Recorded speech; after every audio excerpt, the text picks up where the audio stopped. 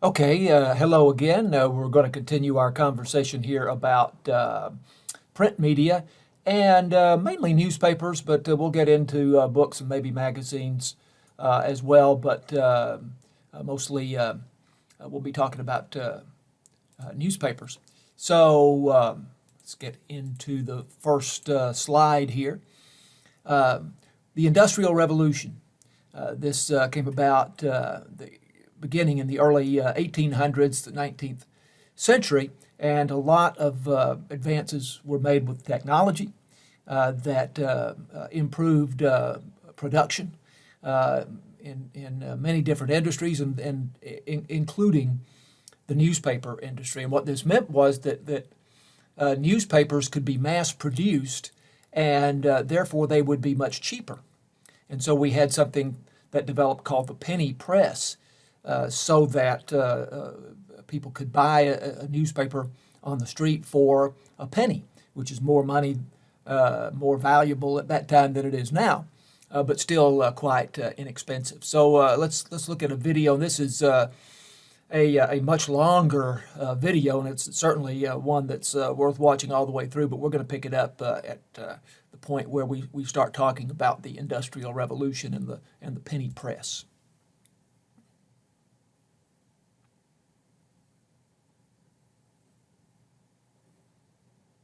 Lead, and with the movement eventually or ended. During the early 19th century, papers were printed on a flatbed press. Printers operated the heavy machinery by hand. The process was slow and expensive. The newspaper had pretty much a rich audience. It was expensive to buy. It cost 6 cents a copy, which was a significant percentage of a working person's salary in those days. So working people really weren't reading newspapers.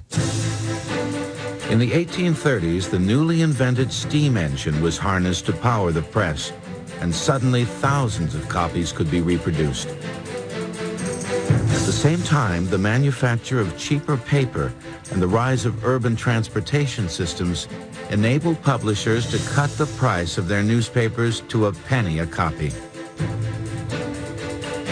But it was not until the 1840s that the news business would be truly transformed by a new invention, the telegraph. the telegraph, of course, brought faster news, and it allowed news organizations, newspapers all over the country to have information transmitted by correspondents in the field instantaneously across telegraph wires. The telegraph played a crucial part in perhaps the biggest news story to ever hit the United States, the Civil War. It was the story that people most wanted and needed to know about.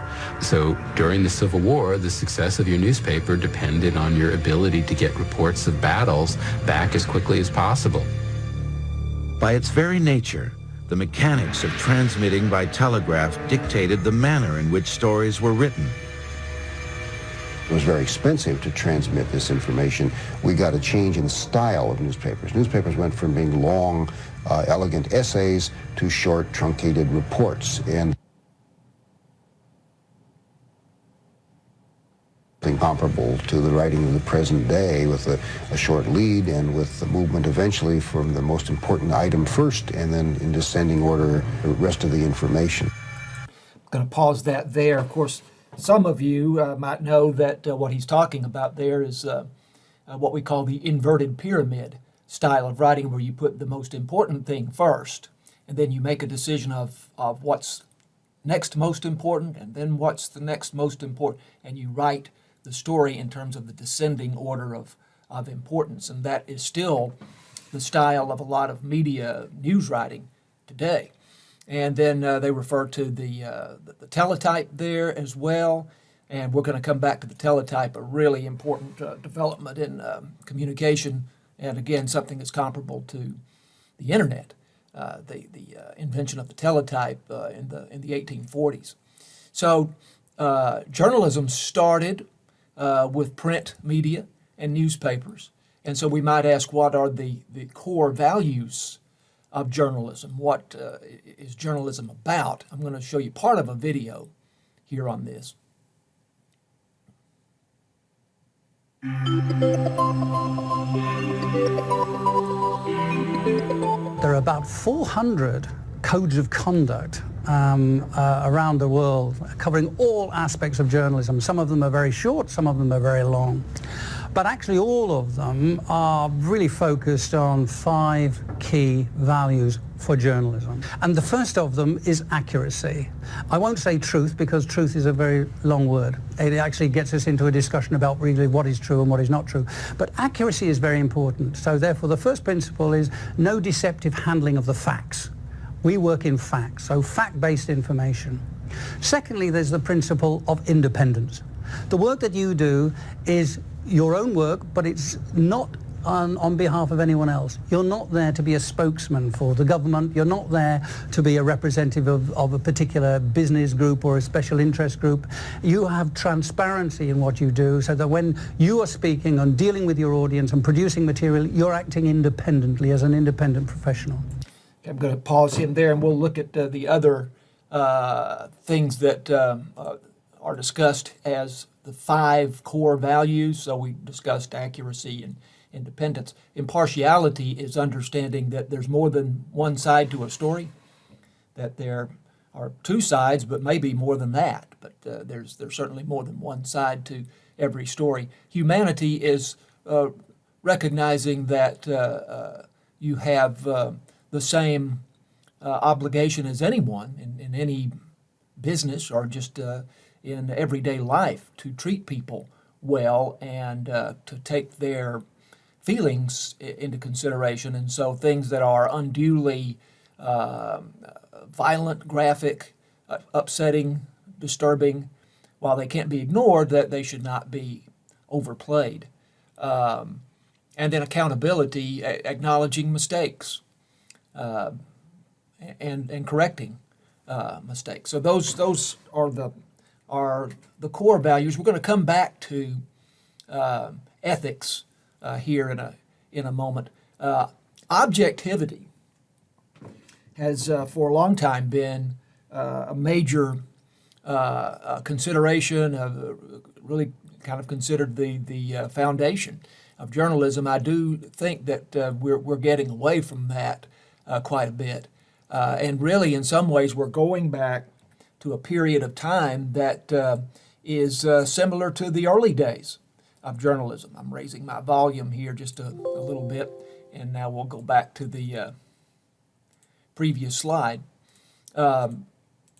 So objectivity has not always been a value of journalism and newspapers. Early newspapers, in fact, were highly partisan. I have several links here, and if we were in class, I would probably look at each one of these. Right now, I'm just going to look at this one. This is by a fellow named David Mindich, who has written a good deal about the development of objectivity in journalism, how that came about, and this is an interview with him some time back.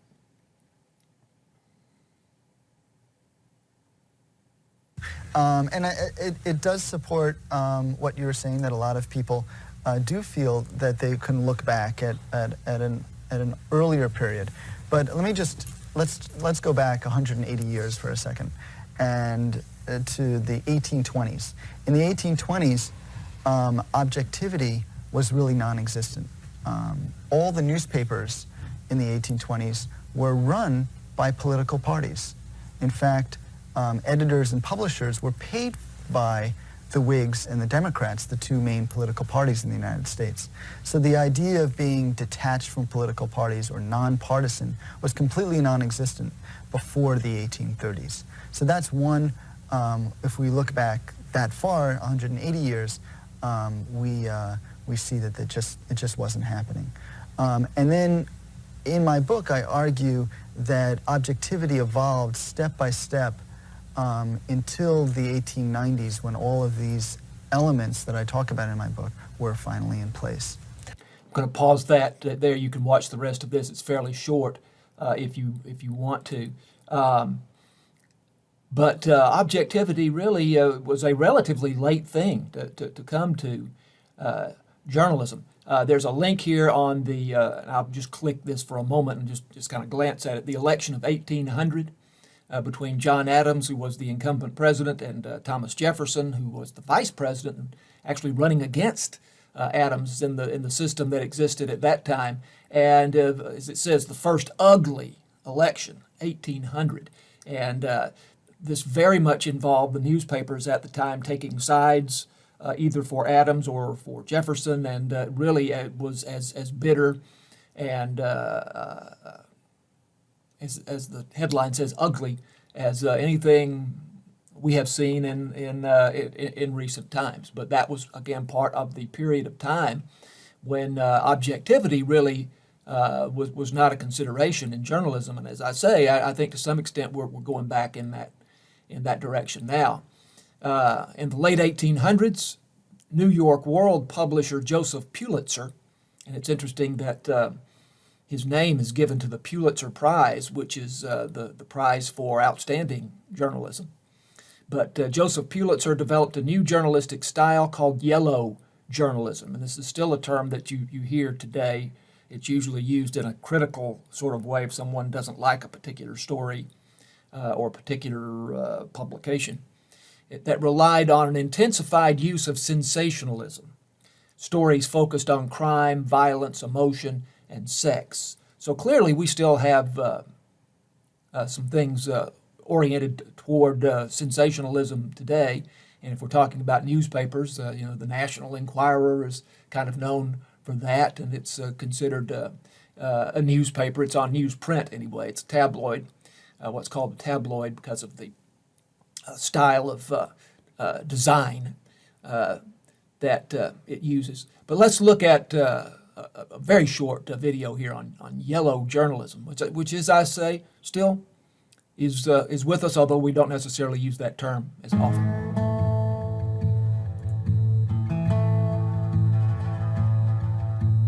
Yellow journalism is a type of journalism that relies on sensational, exaggerated, or distorted stories to sell news. The term was first coined in the last years of the 19th century, during the rivalry of William Randolph Hearst and Joseph Pulitzer. Historically, yellow journalism refers to this time period. Hearst owned a paper called the New York Journal. Pulitzer owned the New York World.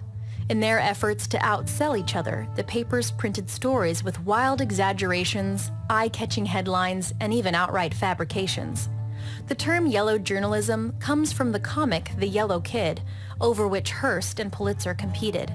Today, the term yellow journalism is a derogatory way of referring to unprofessional or unethical examples of journalism. Okay, very good. If you've ever heard of the movie Citizen Kane, which a lot of movie critics have said is the greatest movie of all time, it's always very high on the list. That covers that period of time, and while it's not about William Randolph Hearst, it definitely hints at the life of William Randolph Hearst to the point that I think he sued over it. But that movie is a great movie, and it covers that period of time. Yellow journalism, which is, as we say, is to some extent still with us. Now, by 1923, and David Mendich in that interview a few moments ago said that the beginning of objectivity came about or starting around the 1890s. But so it takes, a while for things to come into place fully. So really not until 1923 did the American Society of Newspaper Editors pass a code of ethics, which is still in effect, and we can look at it here. Passed in 1923. I'm not going to obviously read this to you line by line. You can read it more carefully for yourself. But what are the main ideas here? Responsibility, freedom of the press, which goes back to the First Amendment of the Constitution, independence, which we saw in the video a few moments ago, not doing the bidding of some other organization, political party, what have you. Sincerity, truthfulness, and accuracy. And again, accuracy has already been mentioned. Impartiality has been mentioned. Fair play, and those things I think are very similar. And then decency, which I would say would be the equivalent of humanity, which was mentioned in the previous video. So this is the ethics that were passed in 1923 by the American Society of Newspaper Editors, and it really wasn't until then that you had a code of ethics and this sense of objectivity as being the foundation of journalism. So this is a really interesting video, and I hope that I really do hope you'll take the time to watch all of this. I'm not going to show you but just the first couple of minutes of it, if that. But behind the pages of the Dallas Morning News, in other words, behind the scenes of the Dallas Morning News. Modern newspapers must adapt to changing times and new technology. The Dallas Morning News is certainly attempting to do that, and to some extent successfully has done that. But this is a little bit behind the headlines, if you will, getting into the mindset of the people who run the Dallas Morning News.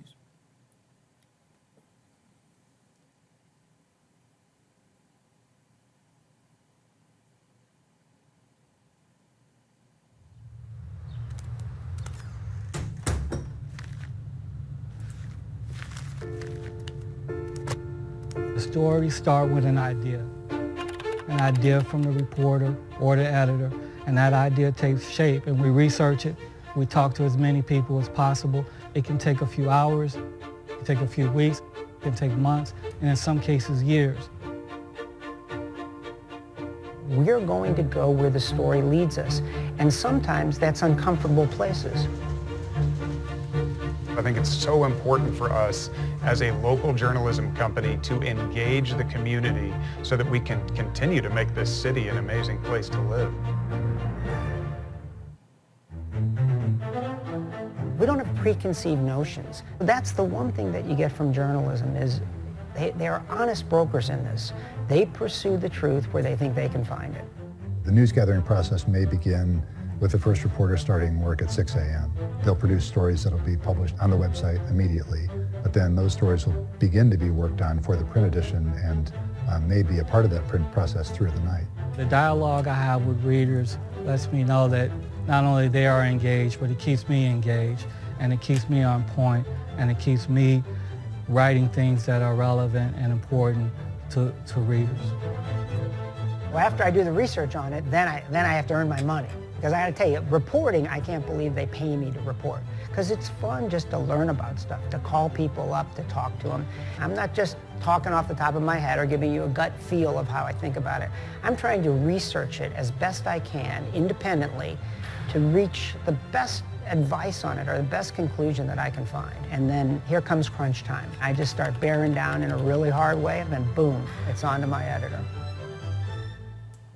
Okay, I'm going to pause that there. This goes on for another 5 minutes or so, and it really is interesting to see how the Dallas Morning News operates. You notice they mentioned there that stories go to the website first, so they don't hold on to a story until it goes into print and then lands on your doorstep at 6 in the morning. They're updating their website, which is dallasnews.com, and really, if I had thought of it, I would make a link to that and we'd look at it. But you can do that for yourself. But that is the online aspect, very much part of what they do now. And one of the reporters was talking about the dialogue with readers, and a lot of that will take place, of course, on social media, Facebook, Twitter, and so on. What is the future of journalism? This is a TED Talk. Some of you may have seen some TED Talks. They're always very engaging. And this is a very extended piece, which, again, it'd be good for you to watch in its entirety. But I'm going to pick this up about midway through for a minute or two, the future of journalism. Discovery is reporting for duty. Are you in or out? I'm on in.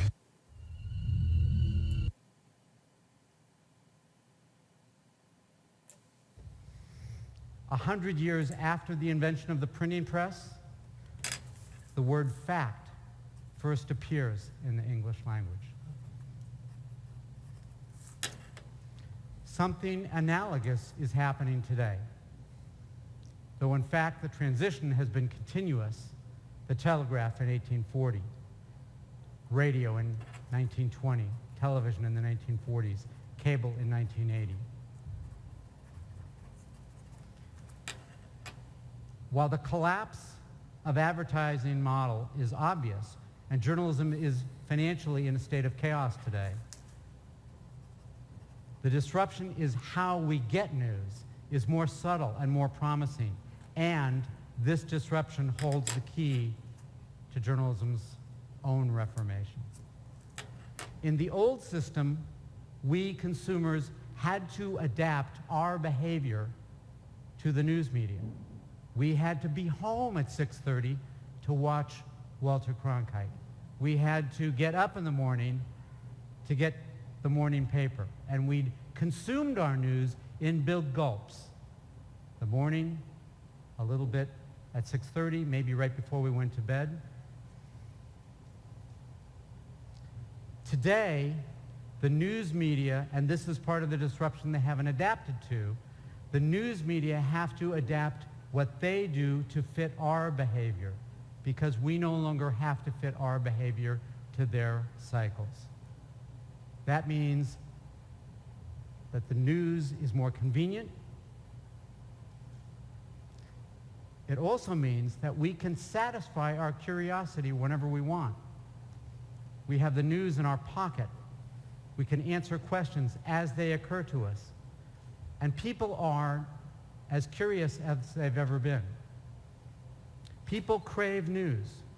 Today, 25% of American adults say they get more news than they used to. 10% say they get less. And on mobile devices, where the news is more convenient, 32% say they get more news than ever before. Half of people first hear about breaking news from television and then go elsewhere to get that news. Okay, I'm going to pause him there. And since this TED Talk, it was 2013, I think that has changed a lot, and I think it's about an even split of people getting their news first on television versus online these days. He mentioned several things that were interesting there. I'm going to back out of this just for a second. 100 years after the invention of the printing press, the word fact first appears, which tells you that the notion of facts came relatively late, but it is the dissemination of knowledge made possible by the printing press that caused us to develop our thinking to the point where we recognize that there's such a thing as a fact. Again, he mentions the telegraph, which we're going to come back to. Also, radio and television, we'll be coming to those, obviously. He talks about the collapse of the advertising model in newspapers, and this is the big problem in newspapers as of now, is they are just simply not able to generate the revenue from advertising that they once were in the print edition of their newspapers, and the online editions have not proven to be as profitable to produce as much revenue. So that is a major concern for newspapers, and really we should talk more about that. Future of books, I'll spend a moment or two on that. This is, by the way, a student production, very good student video.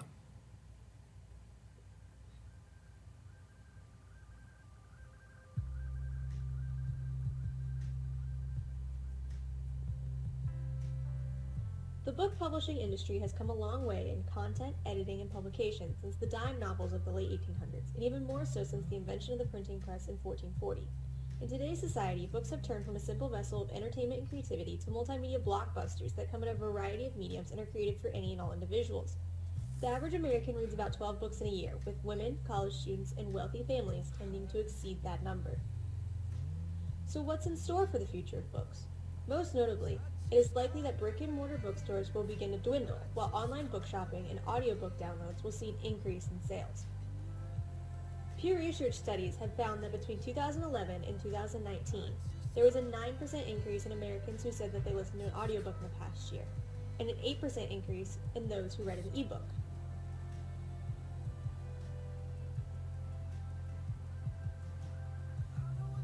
Additionally, it is to be expected that textbooks will shift from paper and rental copy purchases to access through online formats. The COVID-19 pandemic may have helped expedite this shift, as rented textbooks must now be thoroughly sanitized with CDC guidelines in mind before they are shipped back out to the next user.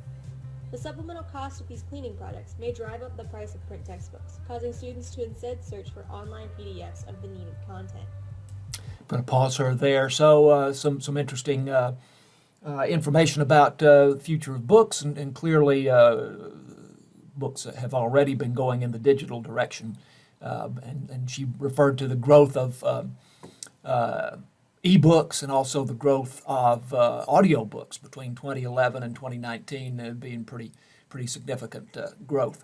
So we'll leave it at that. I'm going to leave aside magazines for now. I want to show you here that there are notes, a lot of these referring to what is in the videos, and some of this I've showed you and some of it I haven't, but a lot of it I have. So just be aware that in the outline that's available on My Leo 2DL, that at the end of the second part of these discussions, or if we just have one part, then it'll be there. There's a set of notes, and those will be very helpful to you in preparing for tests and so on. Okay, we'll leave it at that for now, and we'll see you next time. Thanks.